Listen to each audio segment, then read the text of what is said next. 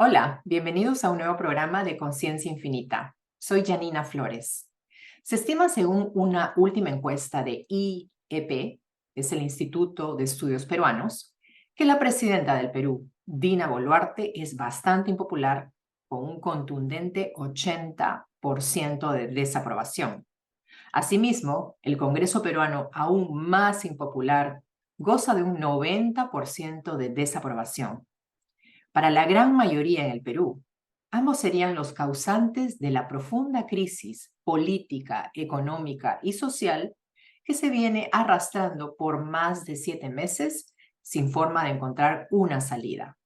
Hoy vamos a presentar posibles causas de esta creciente y férrea oposición que desde ya ha trascendido al escenario internacional.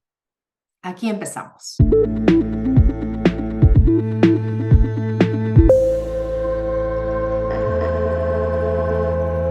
Perú es una nación sudamericana con más de 32 millones de habitantes, una rica diversidad cultural y natural y una larga historia de luchas y resistencias.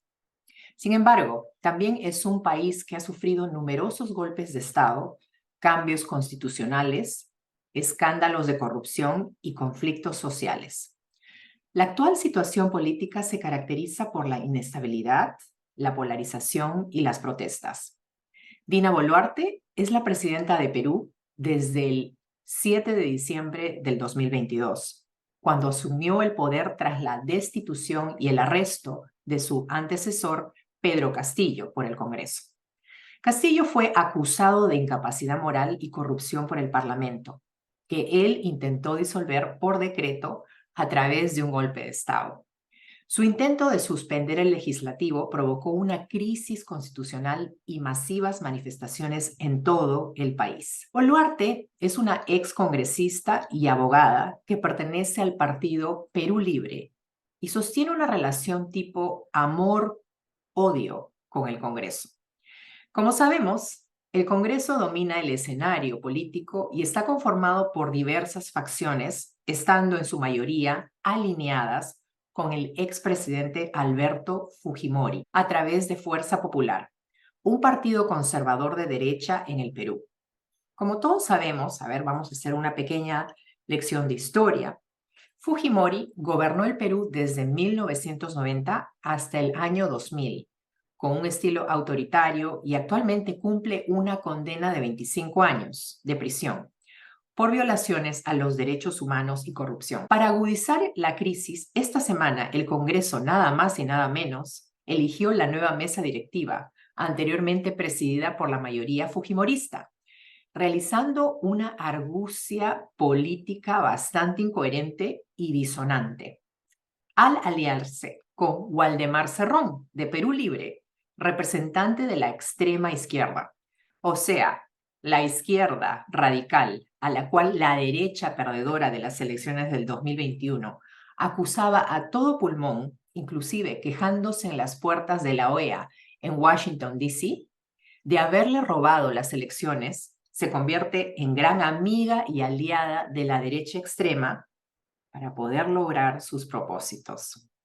Los motivos para esta alianza política bastante extraña entre la extrema derecha y la extrema izquierda son bastante obvios. Boluarte también ha recibido críticas de la ciudadanía, que ha exigido elecciones anticipadas y su renuncia. Muchos peruanos están insatisfechos con el sistema político y la situación económica que se han visto agravados por la pandemia del COVID-19. Perú tiene una de las tasas más altas de muertes y más bajas de vacunación en el mundo. El país también sufre de altos niveles de pobreza, desigualdad y exclusión social, especialmente entre las poblaciones indígenas y rurales. Ese es el escenario que estaría propiciando la oposición férrea y tenaz en contra del régimen actual de Dina Boluarte. Muchos son los factores que estarían conduciendo a este punto crítico, pero solo analizaremos 3, los cuales consideramos cruciales para la gesta del descontento actual que haría pender por un hilo la aceptación y la presidencia de Dina Boluarte. Una de las características más lamentables de la crisis política y social de Perú ha sido la represión y la violencia ejercidas por el Estado contra las personas que se han manifestado pacíficamente en las calles. Según el informe de Amnistía Internacional, el Ejército y la Policía Nacional del Perú han disparado de forma ilegítima con armas letales y usado otras armas menos letales de forma indiscriminada contra la población, especialmente contra las personas indígenas y campesinas, en el contexto de la represión de protestas, constituyendo ataques generalizados. Desde el inicio de las protestas, en diciembre del 2022, han muerto 60 personas, mientras que 1.301 personas han resultado heridas. Cientos de personas han sido detenidas. Se han recibido denuncias de al menos un caso de desaparición forzada de manifestantes.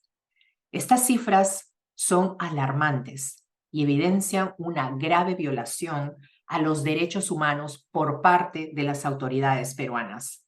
Las acciones del gobierno para reprimir y deslegitimar las protestas han incluido el despliegue de las fuerzas del orden, el uso excesivo de la fuerza, la criminalización de los manifestantes y el discurso del terruqueo, que vincula a la oposición, a los manifestantes, con el terrorismo. Estas medidas han generado un clima de miedo e intimidación entre la ciudadanía, que ha visto vulnerados sus derechos a la libertad de expresión, reunión y asociación. Además, expertos de la ONU han expresado su profunda preocupación por estas denuncias y han instado a las autoridades a establecer un diálogo genuino con el pueblo para poner fin a la crisis. Asimismo, han pedido que se investiguen de forma imparcial e independiente todos los casos de violaciones de derechos humanos y que se lleve a los responsables ante la justicia. Otro de los aspectos críticos de la crisis política y social del Perú ha sido el impacto de la pandemia del COVID-19 en la economía y la salud pública del país. Según el Banco Mundial, Perú tiene una de las tasas más altas de muertes y más bajas de vacunación en el mundo, lo que ha provocado un colapso del sistema de salud, una escasez de vacunas y una alta tasa de mortalidad. El país también sufre de altos niveles de pobreza, desigualdad y exclusión social, especialmente entre las poblaciones indígenas y rurales. La pandemia ha golpeado duramente a la economía peruana, que era una de las más sólidas y dinámicas de América Latina en la última década. Según el Instituto Nacional de Estadística e Informática, o INEI, el Producto Bruto Interno, o el PBI, se contrajo a un 11% en el 2020, la mayor caída desde el 1989. El sector más afectado fue el de servicios, que representa el 60% del PBI y el 80% del empleo formal. La inversión privada se redujo a un 20% y el déficit fiscal se elevó a un 8,9% del PBI. La recuperación económica ha sido lenta y desigual en el 2021 y 2022, debido a las restricciones sanitarias, la incertidumbre política y la baja confianza empresarial. Según el Banco Central de Reserva, o el BCRP, el PBI creció a un 13% en el 2021, impulsado por el rebote de la demanda interna y externa, pero aún se mantuvo por debajo del nivel prepandemia. La inflación se aceleró a 5,4% en diciembre del 2021, superando las predicciones del BCRP, debido al alza de los precios internacionales de los alimentos y los combustibles. La crisis económica ha tenido graves consecuencias sociales, como el aumento de la pobreza, el desempleo, la informalidad y la precariedad laboral. Según el INEI, la pobreza monetaria afectó al 30% de la población en el 2020, un incremento del 9,9 puntos porcentuales respecto al año anterior. Esto significa que casi 4 millones de personas cayeron en la pobreza por la pandemia. La pobreza extrema se elevó, afectando a más de 1,5 millones de personas. La tasa de desempleo urbano se situó en el 15% en el trimestre móvil noviembre, diciembre, enero, lo que implica que más de 2 millones de personas perdieron su empleo formal. El gobierno ha implementado diversas medidas para mitigar el impacto económico y social de la pandemia, como subsidios a los hogares vulnerables, créditos a las empresas afectadas, ampliación del gasto público en salud y educación y programas de apoyo al empleo formal e informal.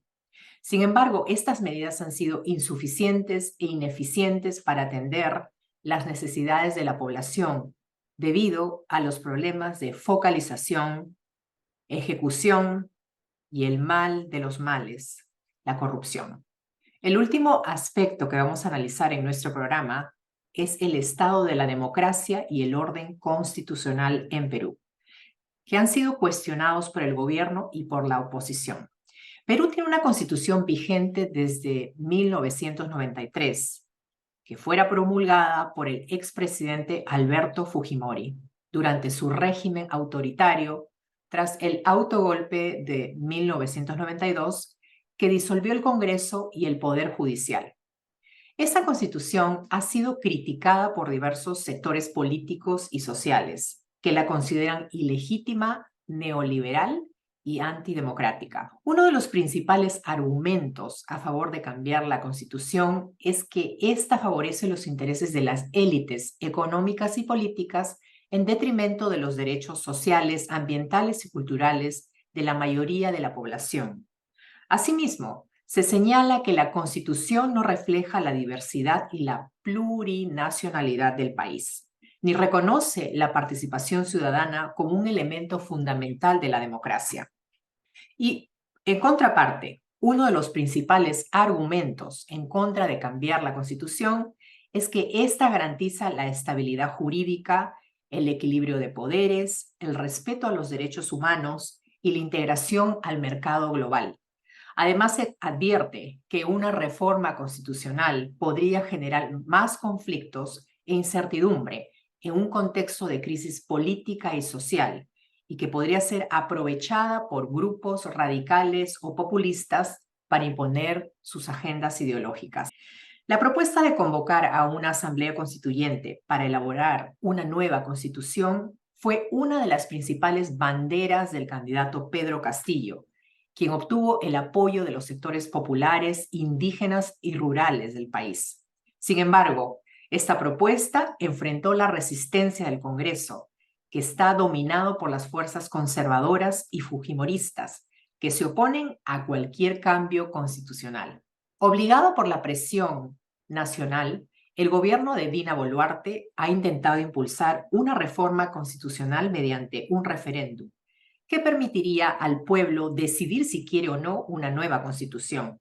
Sin embargo, esta iniciativa ha sido bloqueada una vez más por el Congreso, que ha alegado que no hay condiciones ni garantías para realizar una consulta popular. Además, el Congreso ha tratado de tomar el control de instituciones clave, como el Poder Judicial y el Jurado Nacional de Elecciones. La crisis política y social de Perú ha puesto en evidencia la necesidad y la dificultad de reformar la Constitución para fortalecer la democracia y el Estado de Derecho. La solución a este problema requiere del diálogo, el consenso y la participación de todos los actores políticos y sociales involucrados. Solo así se podrá construir un pacto social que refleje la voluntad y las aspiraciones del pueblo peruano. Hemos llegado al final de nuestro programa, en el que hemos analizado la creciente oposición al gobierno de Dina Boluarte. Hemos visto cómo el gobierno ha reprimido y violentado los derechos humanos de las personas que se han manifestado pacíficamente en las calles, cómo la pandemia del COVID-19 ha afectado la economía y la salud pública del país, y cómo la democracia y el orden constitucional han sido cuestionados por el gobierno y por la oposición. Estas son algunas de las causas y las consecuencias de la crisis que atraviesa el Perú, un país que necesita urgentemente una salida pacífica y democrática a su conflicto. Para ello, es necesario que se establezca un diálogo genuino entre todos los actores políticos y sociales involucrados, que se respeten los derechos humanos y las libertades fundamentales y que se busque un consenso sobre el futuro del país y su constitución. Esta es mi opinión personal sobre el tema, pero respeto y valoro las opiniones diferentes y diversas que puedan tener ustedes, queridos amigos. Los invito a que reflexionen sobre esta importante realidad y a que participen activamente en la defensa de sus derechos y los de sus compatriotas. Recuerden que la democracia se construye entre todos y todas. Muchas gracias por su atención y por acompañarnos en este programa. Nos despedimos hasta el próximo episodio de Conciencia Infinita. Les deseo un excelente día. Hasta pronto. Chao, chao.